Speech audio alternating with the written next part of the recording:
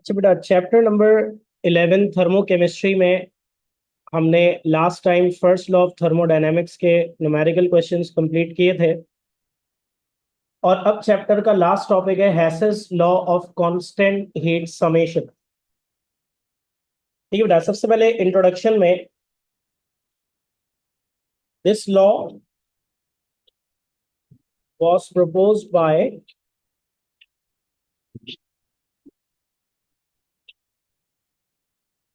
G.H. Hess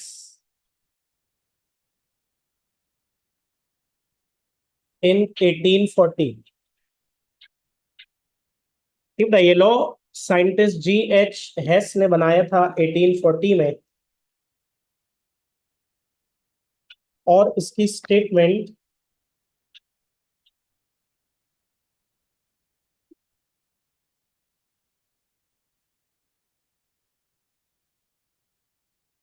कि भाई enthalpy change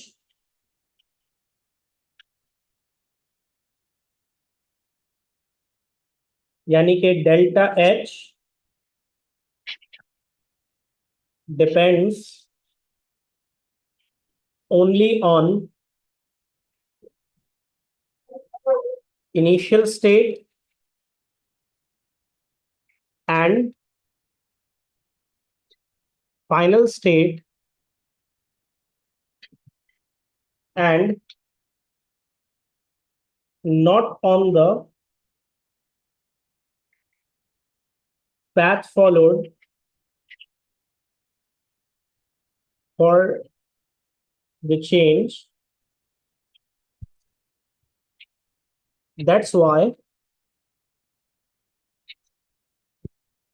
total enthalpy change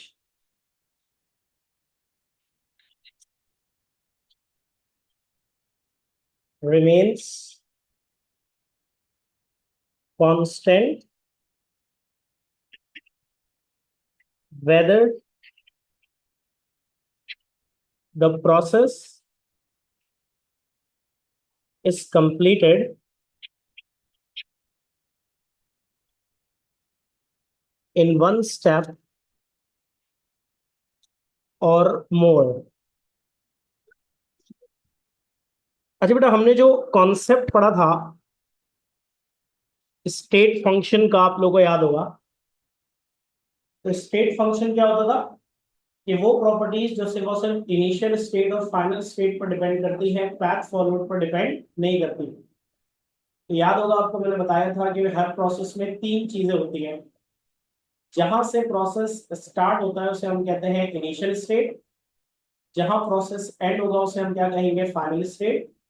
और इनिशियल से फाइनल तक पहुंचने का मेथड क्या कहलाता है, path followed for the change. और आपको क्या बताया था बेटा कि कुछ प्रॉपर्टीज स्टेट्स पर डिपेंड करती हैं, इनिशियल स्टेट और फाइनल स्टेट पर, पैथ फॉलोड पर डिपेंड नहीं करती। और ऐसे ही कुछ प्रॉपर्टीज पैथ फॉलोड पर डिपेंड करती हैं, स्टेट्स पर डिपेंड नहीं करती। तो जो प्रॉपर्टीज स्टेट्स पर डिपेंड करती हैं, इनिशियल स्टेट और फाइनल स्टेट पर, उन्हें स्टेट फंक्शंस कहते हैं। और जो पैथ पर डिपेंड करती है उन्हें पैथ फंक्शंस कहते हैं। तो स्टेट फंक्शंस हमने कहा था वो प्रॉपर्टीज है जो सिर्फ इनिशियल स्टेट और फाइनल स्टेट पर डिपेंड करती हैं, path followed for the change पर डिपेंड नहीं करती। और उसमें हमने एग्जाम्पल में इंथैल्पी चेंज भी लिखा था, अगर आपको याद हो। तो आप देखो बेटा, वही स्टेटमेंट है कि enthalpy change depends only on initial state and final state and not on the path followed for the change. कि भाई इंथैल्पी चेंज एक स्टेट फंक्शन है जो हम पहले पढ़ चुके हैं कि इंथैल्पी चेंज सिर्फ और सिर्फ इनिशियल स्टेट और फाइनल स्टेट पर डिपेंड करती है, पैथ फॉलोड पर डिपेंड नहीं करती। That's why total enthalpy change remains constant whether the process is completed in one step or more। ठीक है बेटा, तो अगर प्रोसेस सेम है, इनिशियल स्टेट और फाइनल स्टेट सेम है, तो टोटल इंथैल्पी चेंज भी क्या रहेगा, सेम, चाहे प्रोसेस को आप एक स्टेप में कंप्लीट करें या एक से ज्यादा स्टेप में करें। ठीक बेटा, अगर प्रोसेस सेम है यानी कि इनिशियल स्टेट और फाइनल स्टेट सेम है, तो टोटल इंथैल्पी चेंज भी क्या रहेगा, सेम, चाहे आप प्रोसेस एक स्टेप में कंप्लीट करें या एक से ज्यादा स्टेप में कंप्लीट करें। अब बेटा, इसकी डायग्रामेटिक रिप्रेजेंटेशन से ये और क्लियर होगा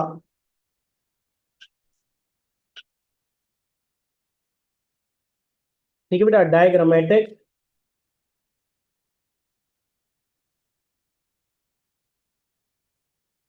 representation.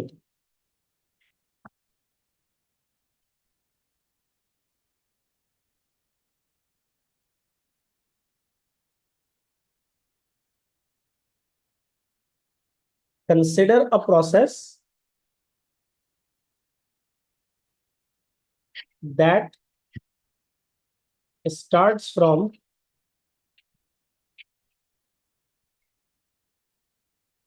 initial state A and ends at final state D. The process can be completed in two ways as shown in the diagram. अब देखो बेटा, एक प्रोसेस है जो कि स्टार्ट होता है इनिशियल स्टेट ए से और एंड होता है फाइनल स्टेट डी पर। ठीक बेटा, प्रोसेस है स्टार्ट होगा इनिशियल स्टेट ए पर और एंड होगा फाइनल स्टेट डी पर। अब इस प्रोसेस को करने के दो तरीके हैं। पहला तरीका यह है बेटा कि हम एक सिंगल स्टेप में इस प्रोसेस को इनिशियल स्टेट ए से फाइनल स्टेट डी में ले जाएं और टोटल इंथैल्पी चेंज क्या होगा, डेल्टा एच। ठीक है, पहला तरीका क्या है कि हम सिंगल स्टेप में ही इस प्रोसेस को इनिशियल स्टेट ए से फाइनल स्टेट डी में ले जाएं और टोटल इंथैल्पी चेंज क्या होगा प्रोसेस का, डेल्टा एच। ठीक है बेटा, दूसरा तरीका यह है कि हम सेम प्रोसेस को इनिशियल स्टेट ए से फाइनल स्टेट डी में लेके जाएं but in three steps.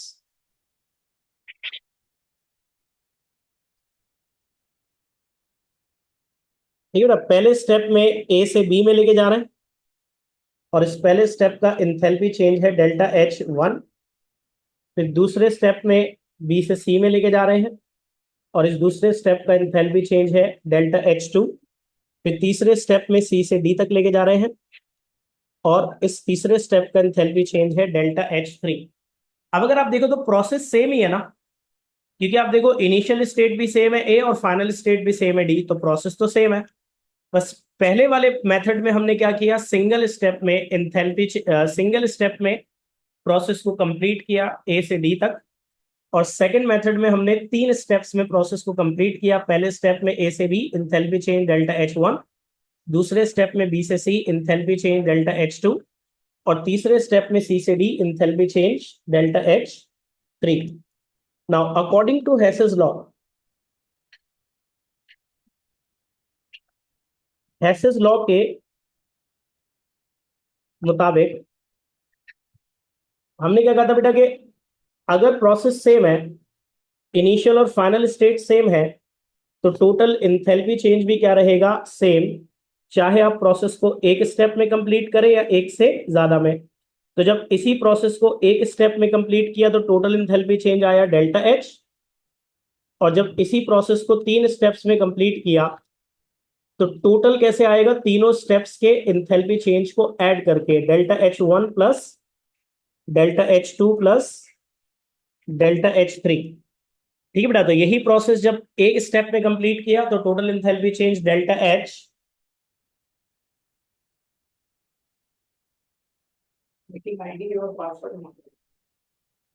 Direct link से कनेक्ट होता है, इनको बोलो बेटा 1 सेकंड रुकिएगा।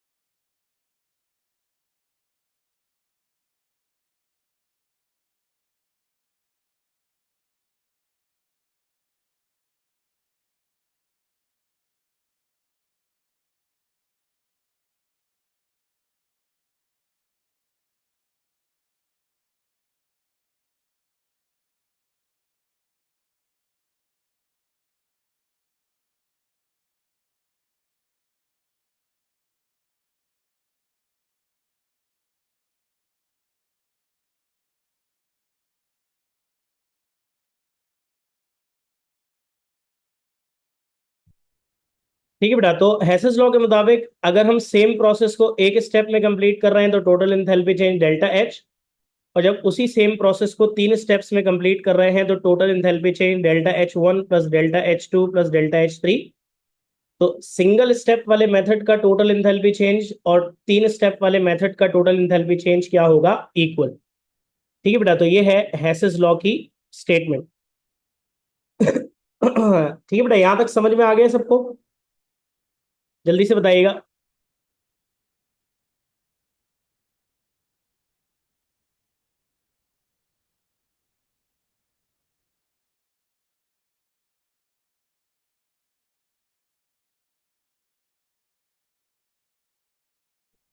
जी बेटा, जल्दी से चैट पे मैसेज करके बताएं यहां तक क्लियर है सबको।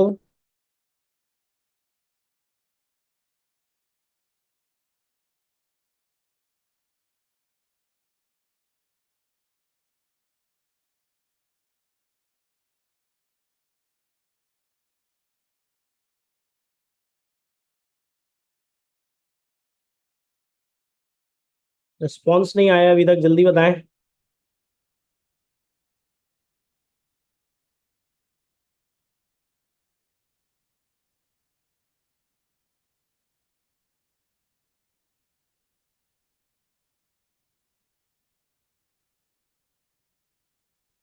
बेटा मैसेज कर दें जल्दी से, बता दें समझ में आ गया सबको।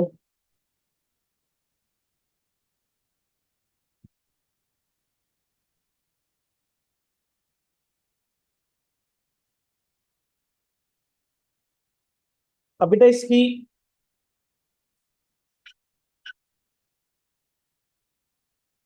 प्रैक्टिकल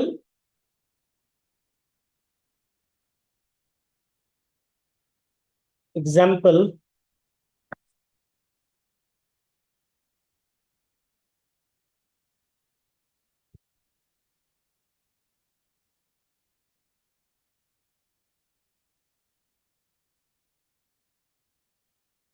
अब प्रैक्टिकल एग्जाम्पल क्या है इसकी? कि sodium carbonate Na2CO3 can be prepared by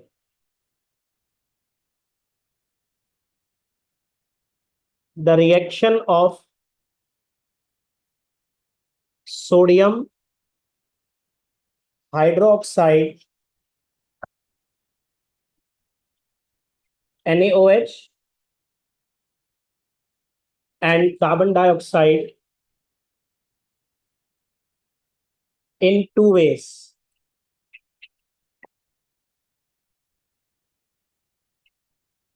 as shown below। अब इसकी प्रैक्टिकल एग्जांपल ये है बेटा कि सोडियम कार्बोनेट Na2CO3 को सोडियम हाइड्रोक्साइड NaOH और कार्बन डाइऑक्साइड CO2 के रिएक्शन से बनाया जा सकता है। और ये काम दो तरीकों से हो सकता है। पहला तरीका ये है बेटा कि अगर हम कार्बन डाइऑक्साइड को एक्सेस यानी ज्यादा NaOH से रिएक्ट कराएंगे। ठीक है बेटे, अगर हम कार्बन डाइऑक्साइड को एक्सेस यानी कि ज्यादा NaOH से रिएक्ट कराएंगे तो एक ही स्टेप में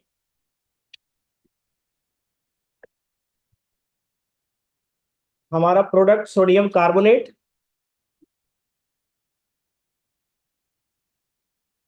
और साथ ही क्या बन जाएगा? वाटर। और पूरा प्रोसेस एक स्टेप में हो गया। Total enthalpy change -90 kilo joules per mole. दूसरा तरीका यह है बेटा कि यही रिएक्शन हम करें, लेकिन अब हम कार्बन डाइऑक्साइड को लिमिटेड NaOH से रिएक्ट करा है। अब देखो, पहले हम 2 NaOH से रिएक्ट करा रहे हैं एक्सेस, अब हम 1 NaOH से रिएक्ट करा रहे हैं लिमिटेड। तो अगर हम कार्बन डाइऑक्साइड को लिमिटेड NaOH से रिएक्ट कराएंगे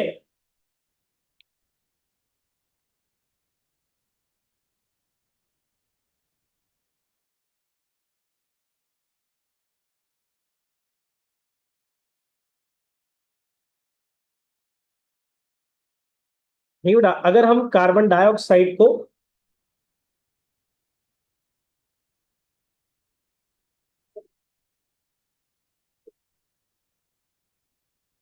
लिमिटेड NaOH से रिएक्ट कराएंगे तो ये प्रोसेस दो स्टेप्स में होगा।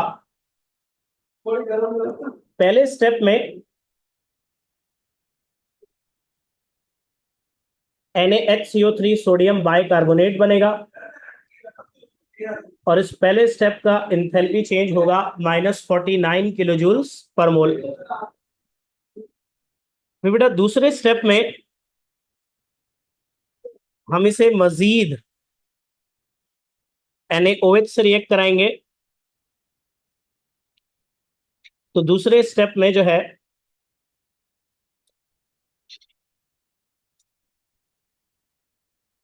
रिएक्शन कंप्लीट होगा और एंड प्रोडक्ट बन जाएंगे सोडियम कार्बोनेट और वाटर। और इस दूसरे स्टेप का इंथैल्पी चेंज होगा ΔH2 -41 kilo joules per mole. अब देखो बेटा अगेन प्रोसेस सेम है क्योंकि इनिशियल और फाइनल स्टेट सेम है। इनिशियल स्टेट में कार्बन डाइऑक्साइड और NaOH है और फाइनल स्टेट में Na2CO3 सोडियम कार्बोनेट और वाटर है।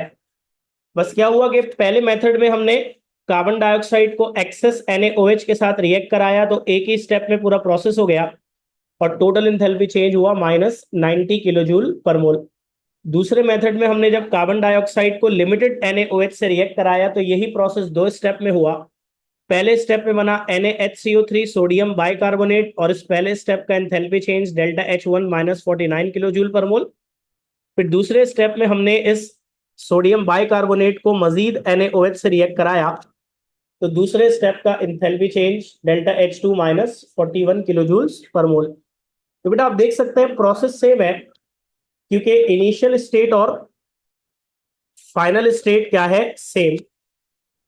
अब हेसिस लॉ ये कहता है कि जब प्रोसेस सेम है, इनिशियल और फाइनल स्टेट सेम है, तो टोटल इंथैल्पी चेंज भी क्या रहना चाहिए, सेम।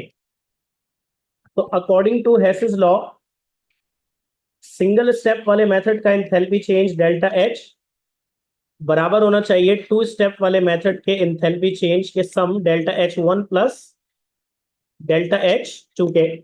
अब बताएं बेटा सिंगल स्टेप वाले मेथड में टोटल एंथैल्पी चेंज क्या था, -90। टू स्टेप वाले में पहले स्टेप का यानी ΔH1 -49 प्लस दूसरे स्टेप का ΔH2 -41। तो राइट साइड पे -49 -41 ये भी क्या आ जाएगा, -90। तो आप देख सकते हो बेटा इस प्रैक्टिकल एग्जाम्पल से साबित हो रहा है कि जब प्रोसेस सेम है, इनिशियल और फाइनल स्टेट सेम है, तो टोटल एंथैल्पी चेंज भी सेम है। जब यही प्रोसेस एक सिंगल स्टेप में किया तो भी टोटल एंथैल्पी चेंज -90 आया और जब यही प्रोसेस दो स्टेप्स में किया तो दो स्टेप्स का सम भी किसके बराबर आया, -90 के। तो इससे साबित हुआ कि जब प्रोसेस सेम है, इनिशियल और फाइनल स्टेट सेम है, तो टोटल एंथैल्पी चेंज भी क्या रहेगा, सेम, चाहे प्रोसेस एक स्टेप में हो या एक से ज्यादा स्टेप्स में। अब फाइनली बेटा एप्लीकेशंस। ये बात मैंने आपको पहले ही बताई थी कि ΔH इंथैल्पी चेंज कैलकुलेशंस दो तरह की होती है, डायरेक्ट और इनडायरेक्ट। जो पहले हमने ΔH के न्यूमेरिकल क्वेश्चंस किए थे वो थी डायरेक्ट ΔH कैलकुलेशन, जो मैंने आपको बताया था किस रिएक्शंस की होती है, जो प्रैक्टिकल रिएक्शन है जिन्हें प्रैक्टिकली लैब में करवाया जा सकता है।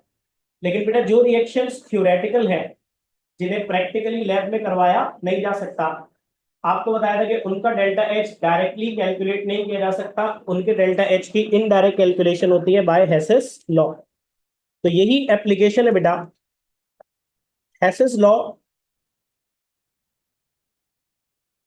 Is applied to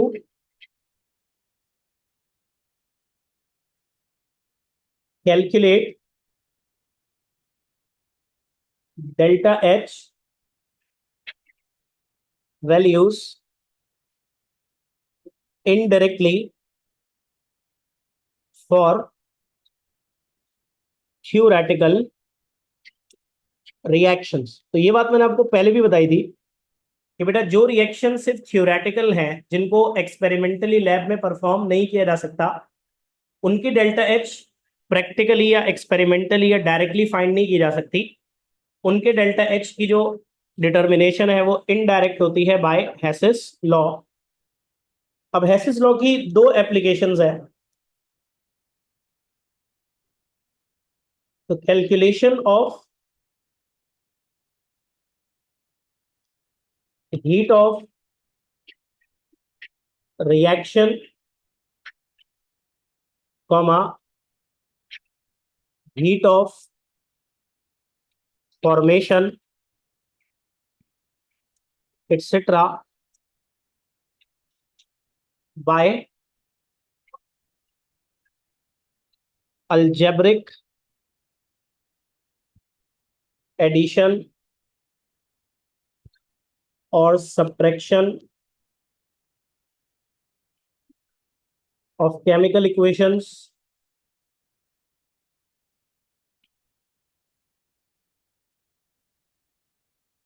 is the first application of Hess's law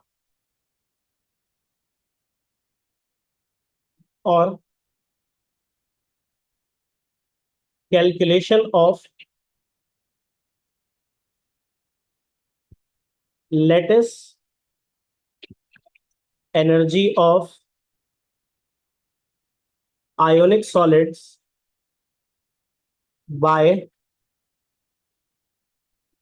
Born-Haber cycle is the second application of Hess's law। तो देखो मैंने आपको दो बातें बताई थी।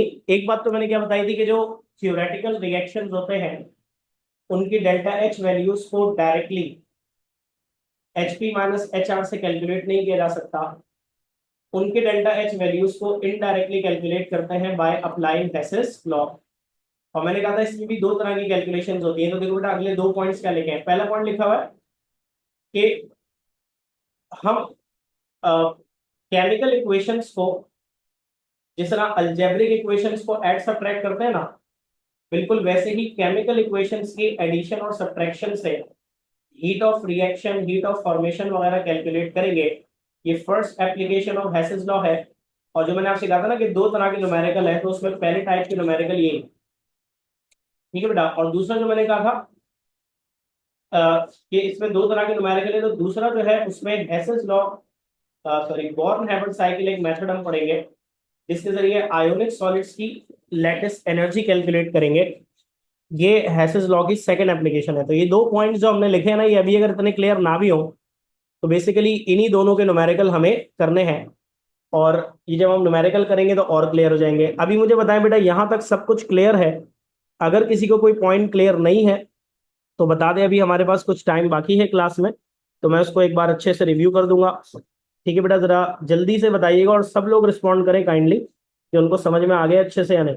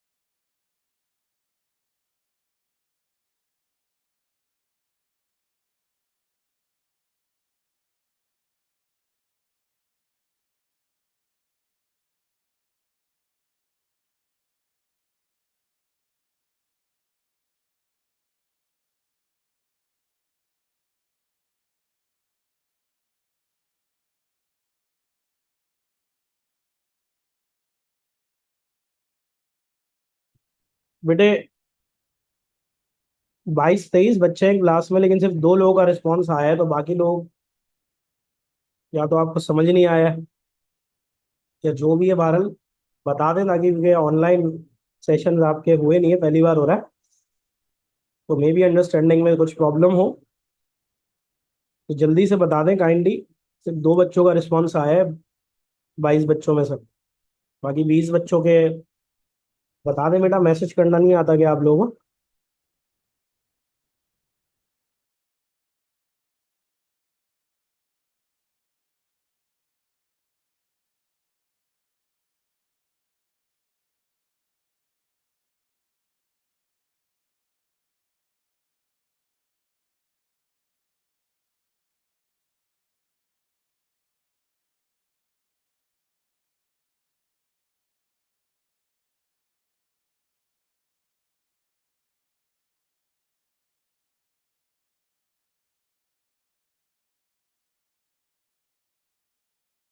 ठीक है बेटा, एक क्विक रिव्यू दे रहा हूँ, गौर से सुनना है। हेसिस लॉ को बनाया था साइंटिस्ट G.H. हेस ने 1840 में, और इसकी स्टेटमेंट क्या है कि इंथैल्पी चेंज डेल्टा एच सिर्फ और सिर्फ डिपेंड करती है इनिशियल स्टेट और फाइनल स्टेट पर, पैथ फॉलोड पर डिपेंड नहीं करती। तो इसका मतलब अगर प्रोसेस सेम है, इनिशियल फाइनल स्टेट सेम है, तो टोटल एंथैल्पी चेंज भी क्या रहेगा? सेम। चाहे आप प्रोसेस को एक स्टेप में कंप्लीट करें या एक से ज्यादा में, यानी सेम प्रोसेस को एक स्टेप में कंप्लीट करें या एक से ज्यादा में, टोटल एंथैल्पी चेंज क्या रहेगा? सेम। जैसे डायग्राम में हमने कहा कि भाई एक प्रोसेस है जो स्टार्ट होता है इनिशियल स्टेट ए से, एंड होता है डी पे। अब ये प्रोसेस हम 2 तरह से करा सकते हैं। पहला तरीका क्या है कि एक स्टेप में डायरेक्टली हम प्रोसेस को इनिशियल स्टेट ए से फाइनल स्टेट डी में कन्वर्ट कर दें, टोटल एंथैल्पी चेंज क्या होगा? Delta H. दूसरा तरीका क्या है कि हम इसी प्रोसेस को इनिशियल स्टेट ए से फाइनल स्टेट डी में 3 स्टेप्स में लेके जाएं। पहले स्टेप में ए से बी डेल्टा H1, दूसरे में बी से सी डेल्टा H2, तीसरे में सी से डी डेल्टा H3। अब देखो प्रोसेस तो सेम ही है ना, क्योंकि स्टार्ट हो रहा है ए से, एंड हो रहा है डी पे। बस पहले मेथड में पूरा एक ही स्टेप में कर दिया, दूसरे में 3 स्टेप्स में किया। अब हेसिस लॉ क्या कहता है कि अगर प्रोसेस सेम है, इनिशियल स्टेट और फाइनल स्टेट सेम है, तो टोटल एंथैल्पी चेंज भी क्या रहेगा? सेम। चाहे आप प्रोसेस को एक स्टेप में करो या एक से ज्यादा में।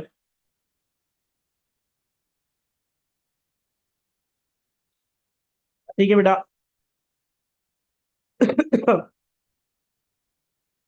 तो जब हमने प्रोसेस को एक स्टेप में किया तो टोटल एंथैल्पी चेंज आया डेल्टा एच। जब 3 स्टेप्स में किया तो 3 स्टेप्स का total delta H1 plus delta H2 plus delta H3 आपस में क्या होंगे? इक्वल। अब इसकी प्रैक्टिकल एग्जांपल क्या है कि भाई सोडियम कार्बोनेट Na2CO3 को सोडियम हाइड्रोक्साइड और कार्बन डाइऑक्साइड के रिएक्शन से 2 तरह से बनाया जा सकता है। पहले तरीका क्या है बेटा कि आप कार्बन डाइऑक्साइड को एक्सेस NaOH से रिएक्ट करा दो, तो एक ही स्टेप में पूरा प्रोसेस हो जाएगा और आपको सोडियम कार्बोनेट हासिल हो जाएगा, और total enthalpy change delta H minus 90 kilo joules per mole. दूसरा तरीका क्या है कि आप यही प्रोसेस 3 स्टेप में करो। पहले 2 स्टेप में करो, सॉरी। पहले स्टेप में जब आप कार्बन डाइऑक्साइड को लिमिटेड NaOH से रिएक्ट कराओगे तो क्या बनेगा? Sodium hydrogen carbonate.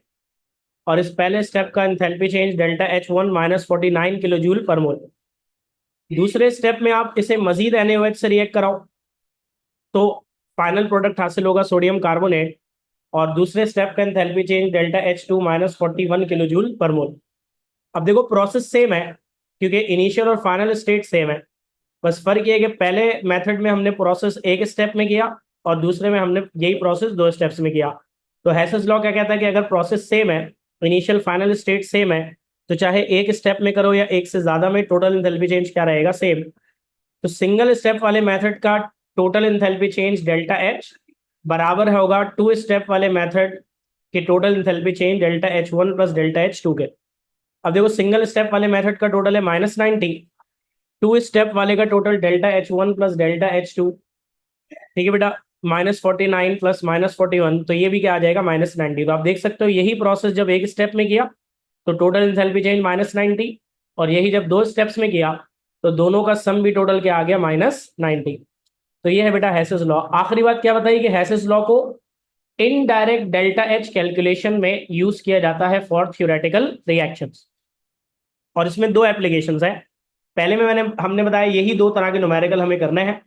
पहले में हमें केमिकल इक्वेशंस गिवन होंगी जिन्हें हम अलजेब्रिक इक्वेशंस की तरह ऐड सब्ट्रैक्ट करेंगे और इस तरह कैलकुलेट करेंगे heat of reaction, heat of formation. ये पहले टाइप के न्यूमेरिकल है जो अगली क्लास में हम स्टार्ट करेंगे।